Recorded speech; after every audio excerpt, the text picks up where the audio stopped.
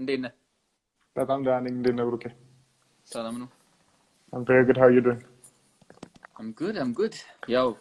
ጊዜው ደርሶ Congratulations. ሲዝን ፊናሌ ለማለት በቃ I finally made it to your show.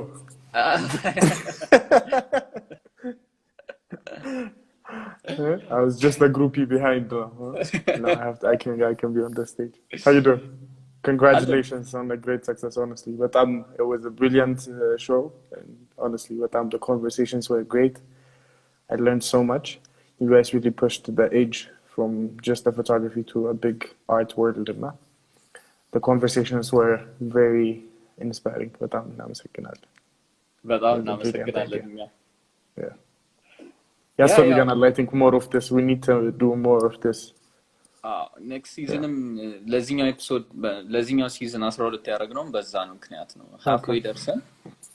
ኦኬ ይሄ ነገር ኦሬዲ 5 ኤፒሶድ ብዙ ነገር ነው ያስተማረን 5 ወይ 6 ኤፒሶድ እና በቃ ከዚህ በኋላ ያለውን ነገር በጣም ማሰብ አለብን ተባብለን ኦኬ ደብል what we've done so far ደብል እናድርገው ተባብለን በቃ 12 ኤፒሶድ ብለን እንትናል ነው ኦፍ ሲዝን ላይ በጣም ብዙ ነገሮች እናስባለን ተባብለናል እንደገና ያው ስትራክቸር መደረግ ያለበት ነገር ኢቭን ኮንቴንታችን እንዴት እንደሚሆን ኮንቨርሴሽኖቹን እንዴት ሼር እንደምናደርግ አሁን ዩቲዩብ ላይ የ1 ሰዓት የ2 ሰዓት ሾው ነው ያለውና ያንን እንዴት ነው ከፋፍለን የምናመጣው ባይት ሳይዝድ የሆነ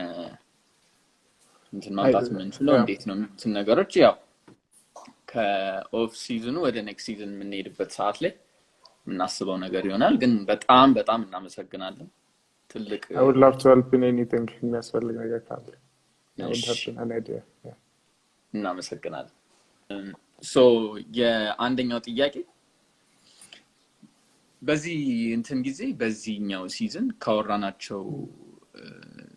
ነገሮች መካከል across ሁሉም ኤፒሶድ was limitation የሚባለው ነገር ነበር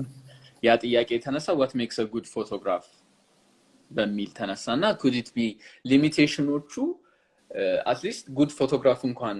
ባይሆኑ good photographer ያመጣሉ በአንዳንድ ነገሮች መወሰን ጥሩ ይሆናል የሚል ነገር ነበርና ወደዛ ጥያቄ ስንመጣ what were your major limitations ብለህ ታስባለህ እና እንዴት ነው እነዛን ነገሮች ያለፍካቸው It's a really good question. I think the limitations really pushed us to produce more, to create more. የተሻለ ነገር እንድንሰራ ያደርገናል For me, the limitations were actually getting into the business side of photography. The creating part was በራስህም influence እና በራስህ initiative ስለሆነ የምትሰራው was all right. You share more stories, you get ሰዎች more relate ባደረጉበት ቁጥር more you want to produce more እና እሱኛው ፓርት ቀላል ነበር ነገር ግን የቢዝነስ ሳይድ ኦፍ sustaining photography as a career as making money እሱኛው was the tough part for me that develop በቂ የሆነ portfolio that you can do the job any type of ስራ ቢመጣ commercial ሆኑ any types of dental in ሀገር ላይ still we haven't started to specialize on one type of photography so you have to be able to experiment in all of them and develop a portfolio በሁሉም side so developing that portfolio took time like at least አንድ 2 አመት መስራት ፈጅቷል that ብዙ ነፃ ስራዎችና ኢንተርንሺፖች personal projecትን በማድረግ በራስን ኢንቨስትመንት ዴቨሎፕ ማድረግ ያስፈልግ ነበር so that to get the right clients እና የምትጠይቀውን ብር እንትን ማለት ከዛ በኋላ ደግሞ after getting that pricing was a toughest one thing how to break the market ከዛ በኋላ ደግሞ ምን ያክል ነው your actual worth of your work what do you add as a value to ምን መስራቸው ነገሮች ላይ so እሱኛው part was a tough one then I figured it out in a way of okay what am I adding element what is something that I add like ሌላ photographer ሊሰራው የማይችል ነገር that እኔም ጨምረላቸው and my angles what makes my pricing convincing for the service I'm providing ሌሎች ፎቶግራፈሮች ላይሰሩት የሚችሉበት ምክንያት so እሱኛው ማወቁ በጣም አሪፍ ነበረ እንዳልኩ portfolio እና pricing was the tough one when it comes to the commercial stuff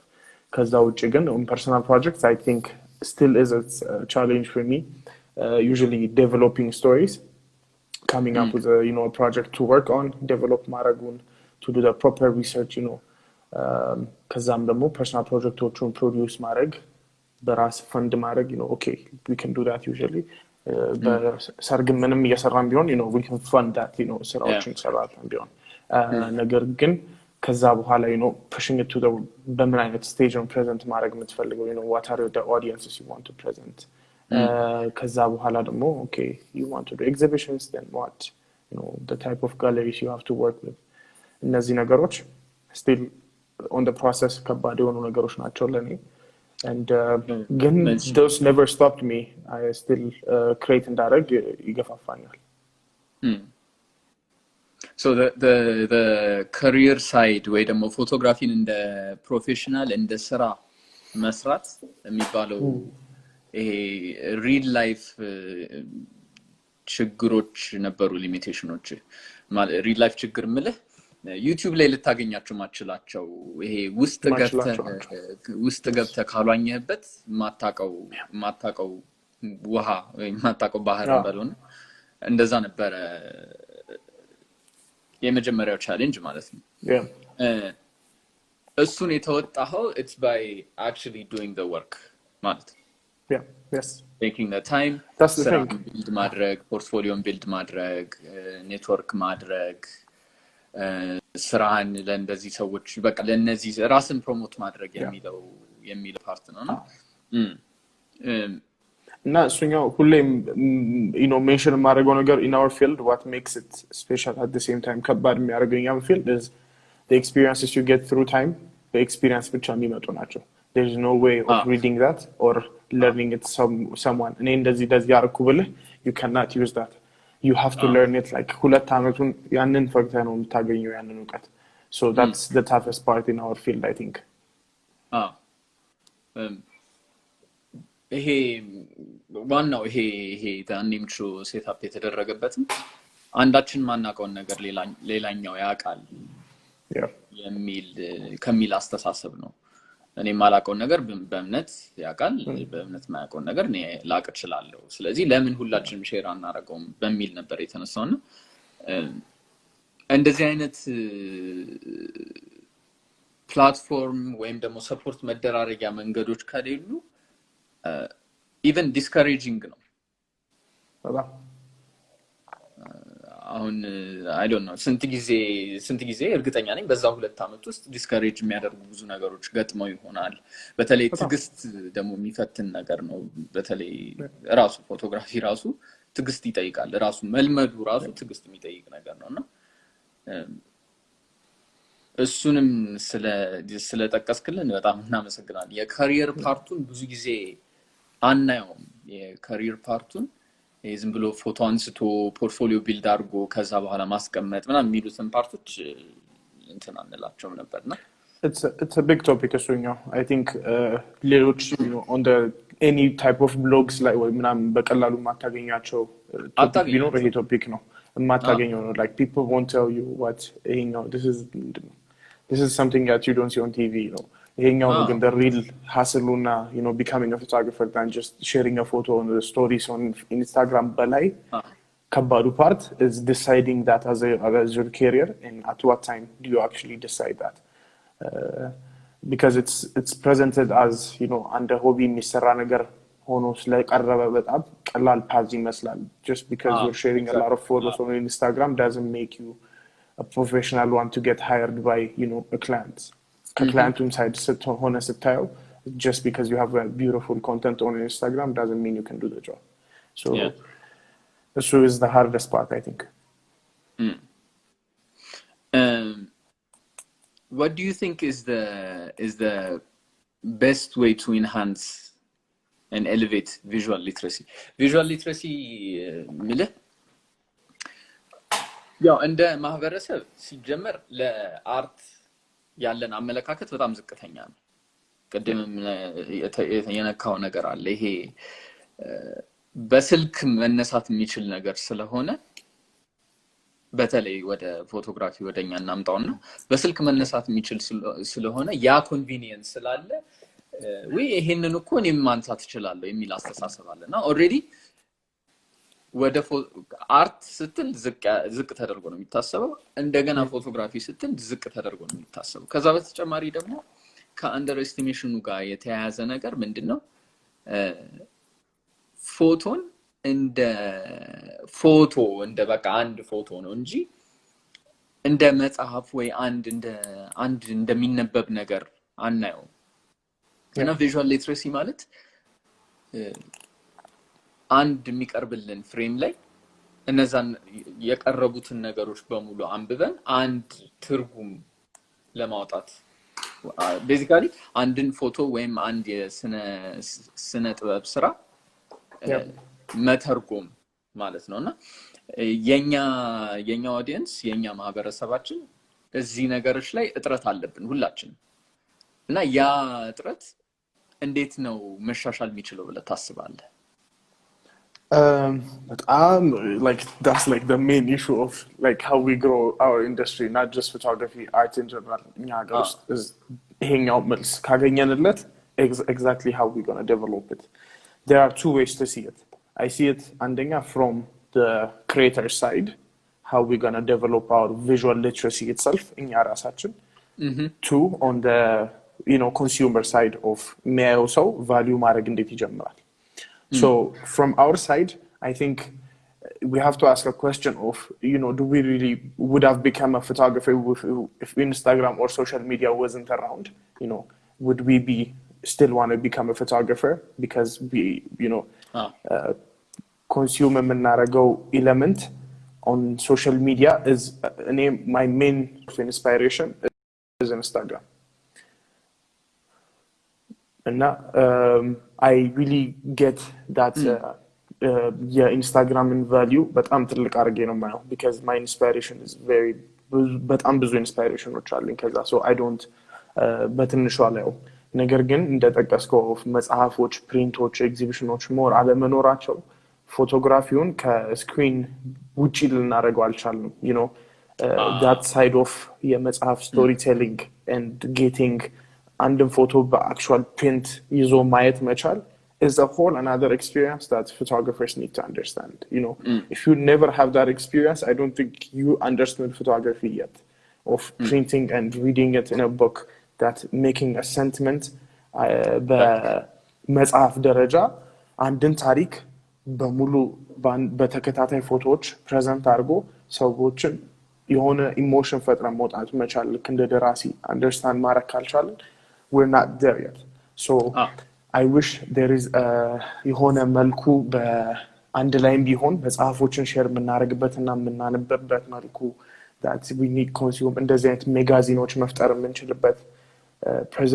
printed የሆኑ ፎቶዎች የምናይበት ኤክስፒሪየንስ መፍጠር መጀመር አለብን if we want to develop that side of የክሬተሮችን ማለት ነው ከዛ በኋላ on the consumer side